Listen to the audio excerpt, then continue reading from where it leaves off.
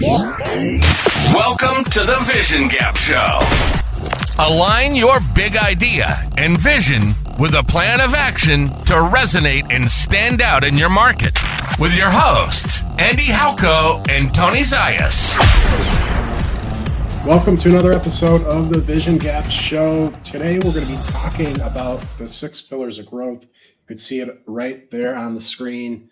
Andy, this is a topic that, we talked a little bit about the other day. You published this on LinkedIn. I think it's a really good one to dive in, and we're switching format a little bit. We've been doing a lot showing frictionless, but I think this is an important topic to dive a little bit deeper on. Tell me more about where this came from and your thoughts on this, just kind of the intro before we dive into the different pillars. Yeah, I think this is actually very foundational to, frictionless and the journey to what it, came to be. But years ago, again, I've done consulting and worked with businesses on how they're going to grow, right? And one of the things years ago I kind of came to an epiphany is looking at different organizations, what is that lever that they use for growth?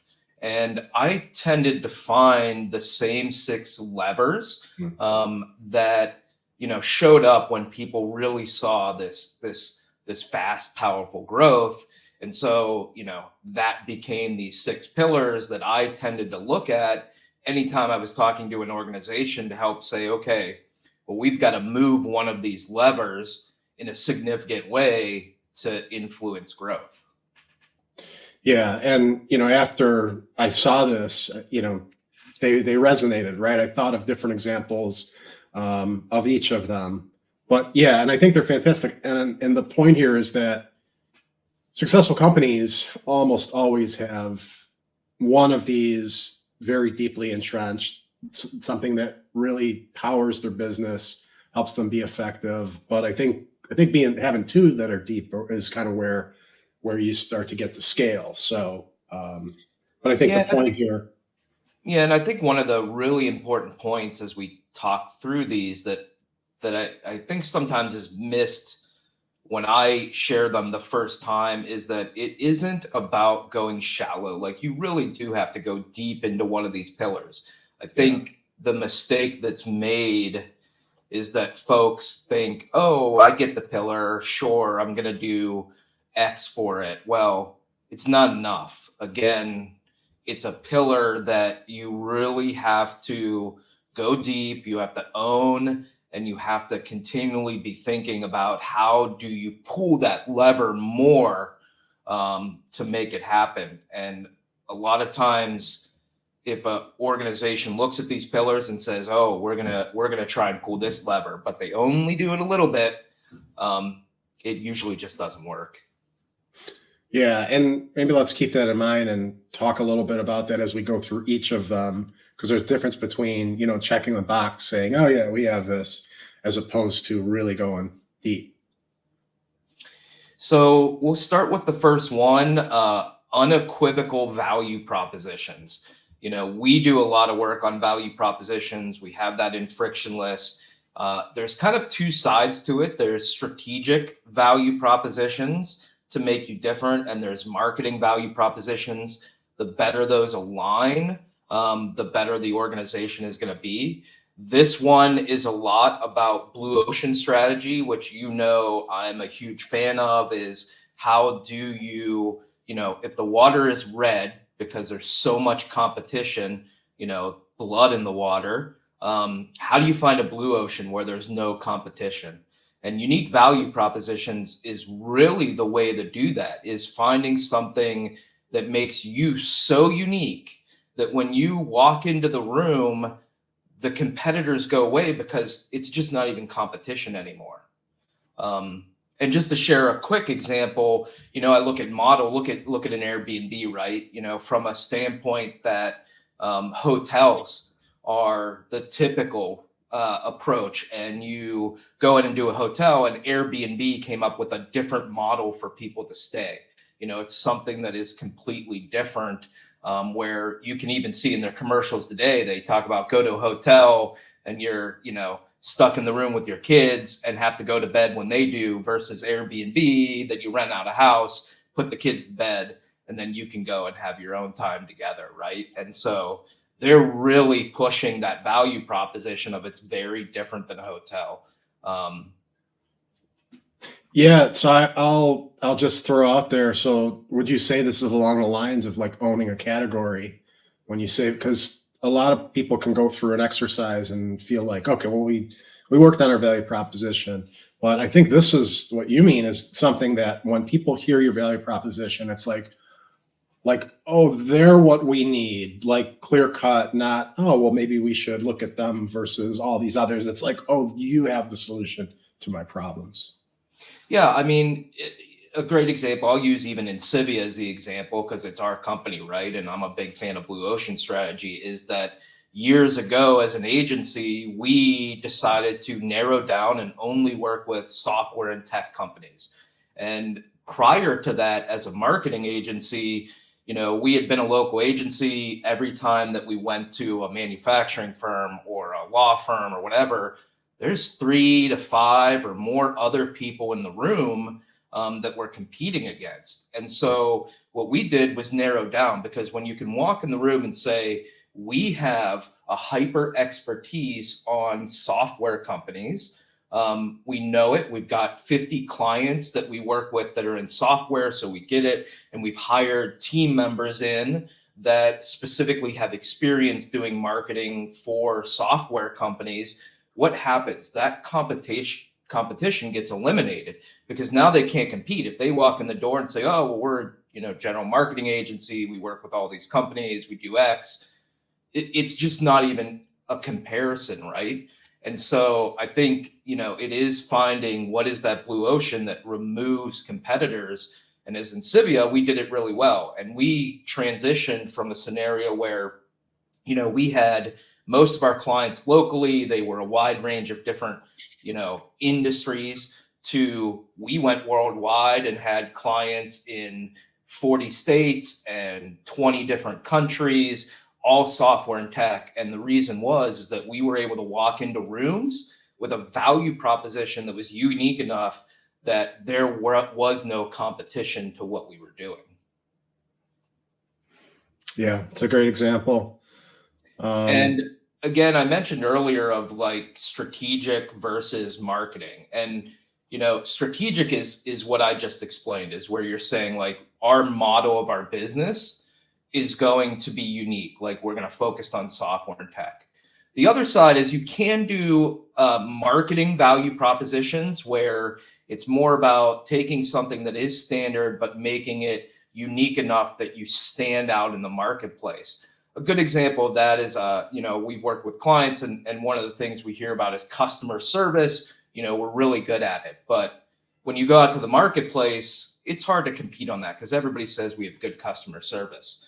I always use the example that for one company, we created the 5-star customer service program, and each star stood for something. So star number 1 was that we are available 24/7, even on holidays, to make sure that we can support you. Star number 2 was, the first contact that you get is going to be an upper level technical contact. It's not going to be some low level person that can't answer a question and then you have to go into a queue. You're going to right away get to someone.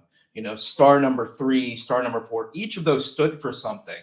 And what that did is, from a marketing perspective, allowed them to promote that and then go into sales experiences and say, I know everybody else is talking about customer support, but we have the 5-star customer support program. And here's what that very specifically means, so that we can deliver on it in a way that our competitors can't. Or if they just say customer service, now compared to what we said, it seems like an empty shirt.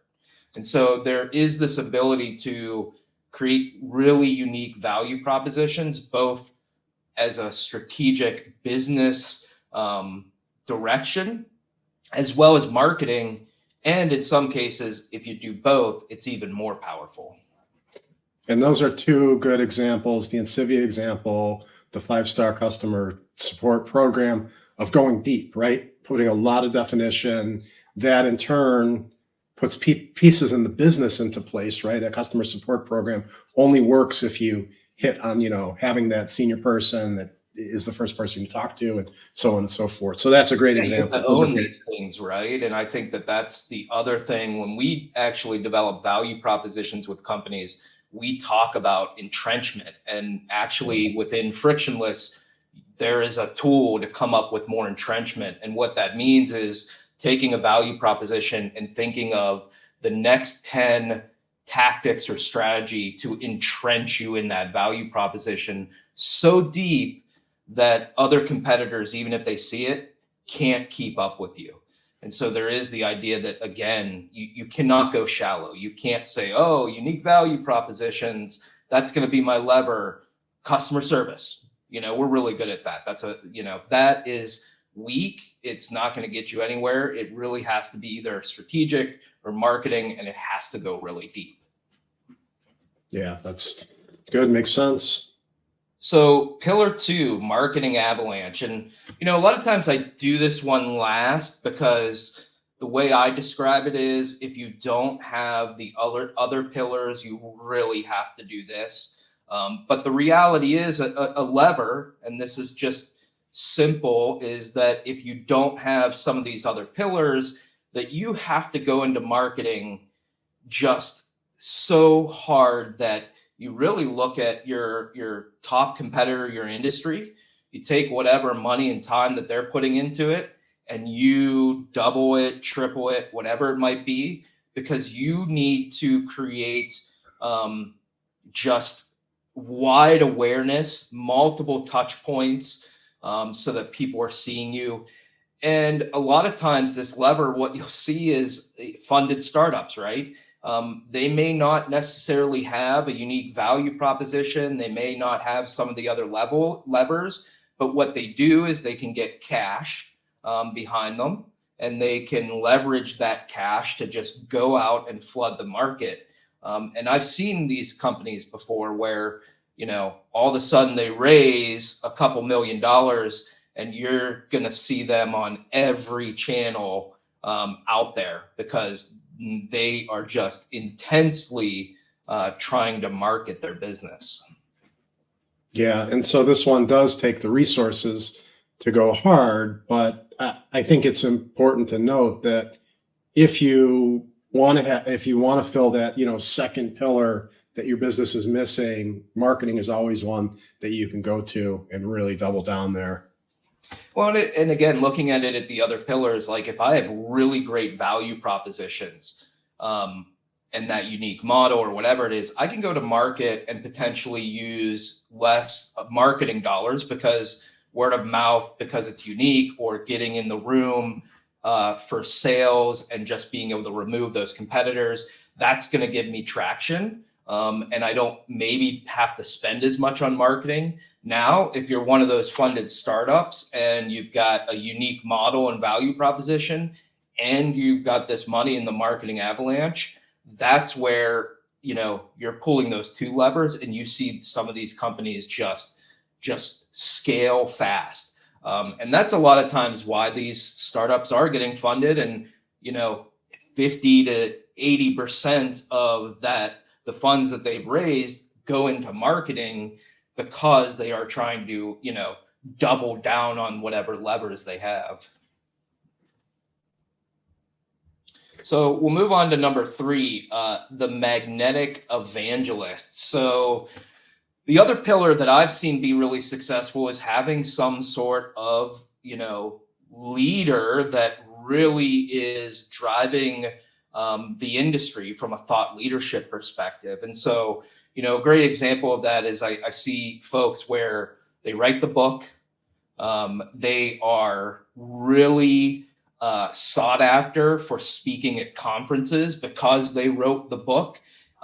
They are out and creating 100 videos on YouTube and building followers, or even the magnetic evangelist that became a magnetic evangelist through influencer approaches and then started a business. And we see that all the time today, is where these influencers are out there creating videos, and then they start businesses because they can reach that audience. And so The magnetic evangelist is really if you've got that person in the organization, and they do have to be this magnetic evangelist. They have to create content that's really engaging and powerful and unique. They have to do it at scale, like a book or a wide YouTube channel.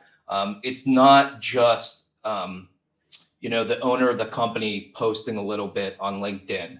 This is a whole different game of just creating, massive desire and demand for that person and their thoughts.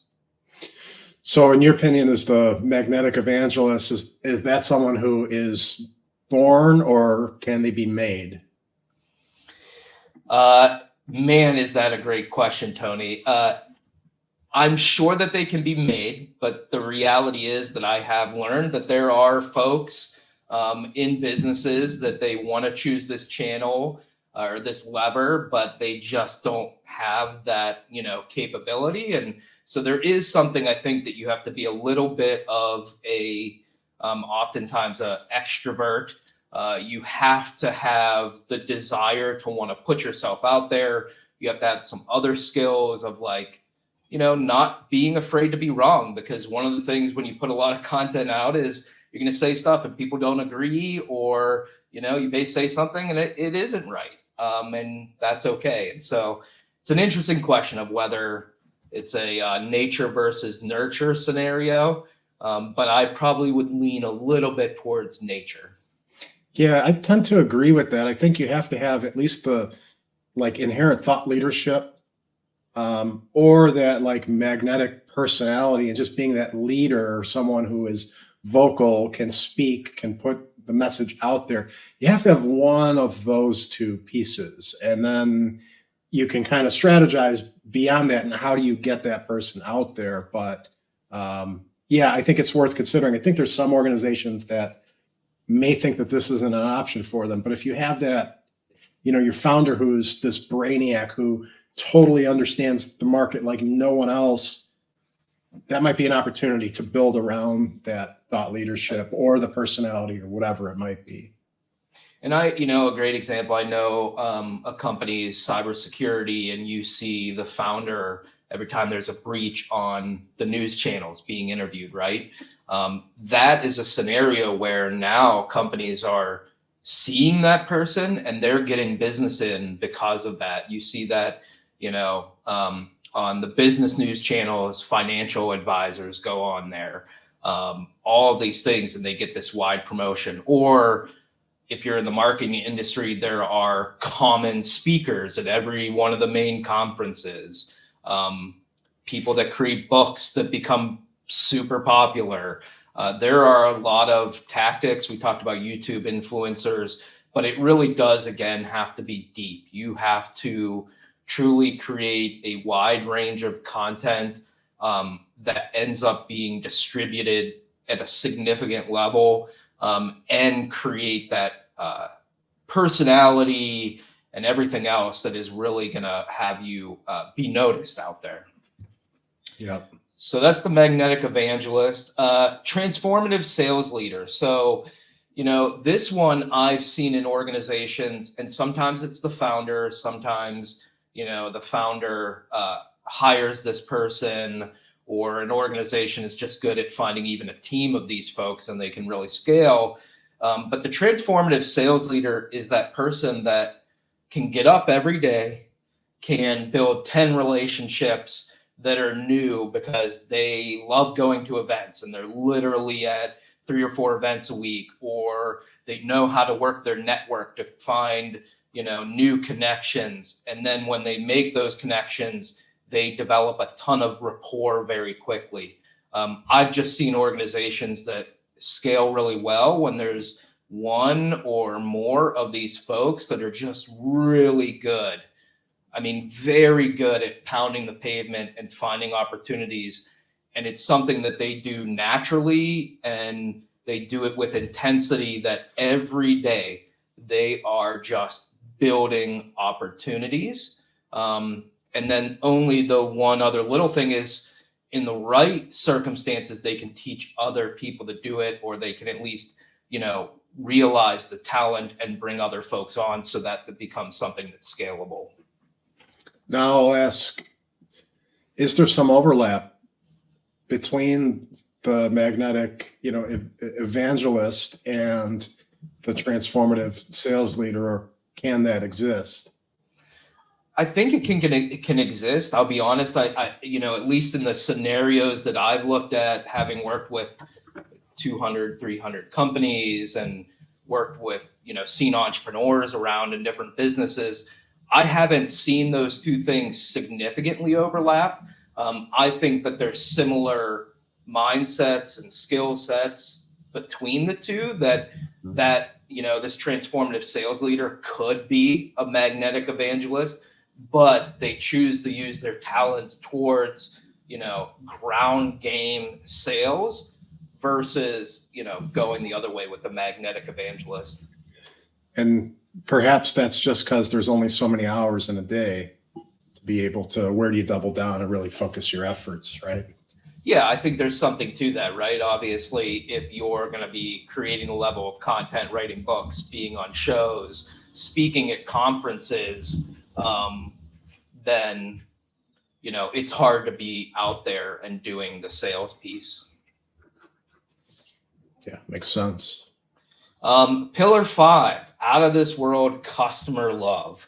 So this is another one where it's really about word of mouth and referral, is that the business builds a really strong channel of other people talking about this. And I usually say that you see this a lot in the B2C world, is where there's a brand that's built and there's an experience that's built that really just makes people want to tell others about that company. In B2B, you see it a little bit less, but it definitely does exist. In B2B, I say a lot of times it's delivering value. In B2C, sometimes it's just delivering experience. But it can be a mix of both in, B2B and B2C. But it really is this level that you have to create raving fans that, without without being, influenced, will actually tell other people about you. Yeah, I think on the B2B example, I think it's really that delivering like transformation. So, wow, like we did things completely different. This has changed, freed up time, whatever, right? That's what makes it a little bit harder on the B2B side. The B2C, you get, that customer affinity for a brand and experience, whatever, could be a little bit easier. But yeah, that's a good point.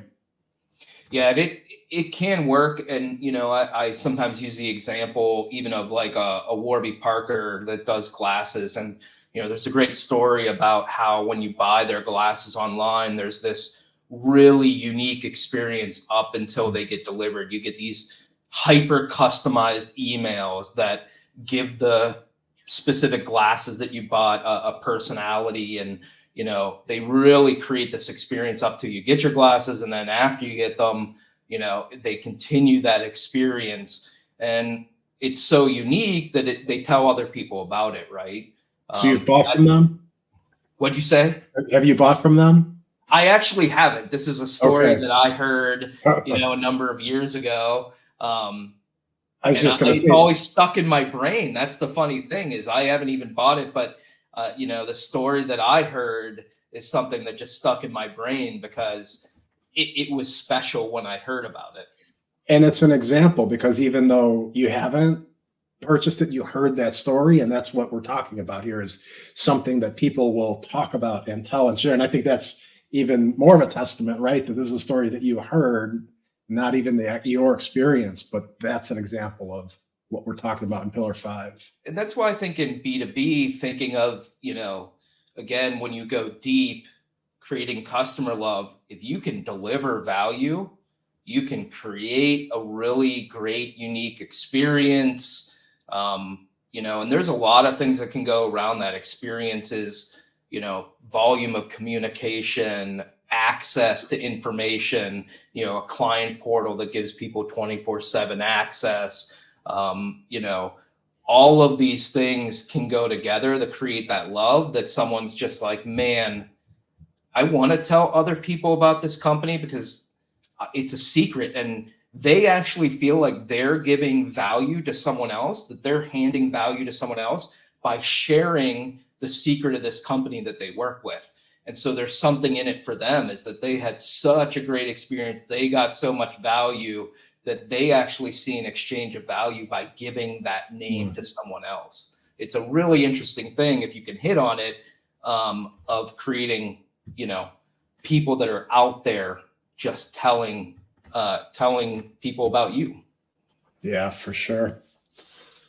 And then the final pillar that I've got is elite partner relationship or relationships. This one I've seen where, especially in B2B, what you'll see is that they're, a vendor of some sort of software. You think in our world, HubSpot, Microsoft has partner programs, that they sell. There's other types of partner programs that are out there in a wide range of different industries, but they create a really strong relationship with that company where they've achieved a certain level of that partner relationship. And then they actually build a relationship with all of those salespeople. And what you end up seeing is that, they get leads funneled towards them. These big organizations that are established, a Salesforce or whatever it might be, they're sending opportunities to this company in mass because they've achieved a certain level. They built relationships, they continually communicate, they deliver on their value. And I've watched companies in this scenario really grow fast because that partner trusts them so much that they just get things handed to them. And real quick, the other method to this that I see is the other side of the coin, is where you build a partner system, and you think of affiliates, or you think of building your own partner program, or you think about building franchises, whatever it might be. The other flip to the coin on this is you aren't the partner, but you create partners that are selling for you. And so obviously we see companies like that scale very quickly as well, where they build a great affiliate program or they build a great partner program that they actually give the levels, and there's other people selling their solutions. So this one can go either way, but that ability to build a network one way or another really is a lever to grow. Yeah, I was going to mention that, that network, or it's essentially like building an ecosystem where you're not just doing it on your own, but again, whether you're the smaller piece of the ecosystem or you're providing the platform for it, there's the value in having that, and then everyone kind of contributes. So yeah, we've seen a lot of this and success with that pillar.